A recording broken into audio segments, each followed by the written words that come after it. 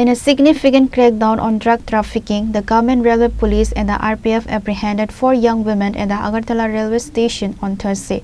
During a routine security sweep, the personnel intercepted the suspects on the station premises.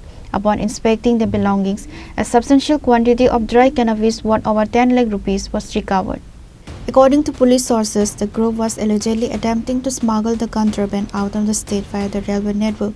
The 4 women, all residents of different parts of Tripura, have been identified as Jasmine Debarma, resident of Korbuk, Avi Debarma, resident of Champaknagar, Radhi Debarma, resident of Mandui, and Eva Debarma, resident of Mandui. A case under the NDPS Act has been filed at the Agartala GRP police station. আজ আমাদের Agartala GRPS এবং আমাদের RPF staff মিলে আমরা একটি joint checking করছিলাম আগরতলা 1 নম্বর প্ল্যাটফর্মে।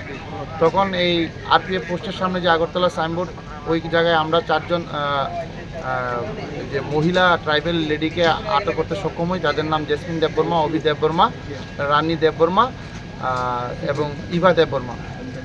তাদেরকে আমরা চেক করে তাদের কাছে যে ব্যাগ ছিল, হ্যান্ডব্যাগ এবং লাগেজ ব্যাগ চেক করে সর্বমোট 46 কেজি 590 গ্রাম আমরা গাঁজা উদ্ধার করতে সক্ষম হই, যার বর্তমানে কালোবাজারি মূল্য হবে প্রায় 10 থেকে 15 লক্ষ টাকা।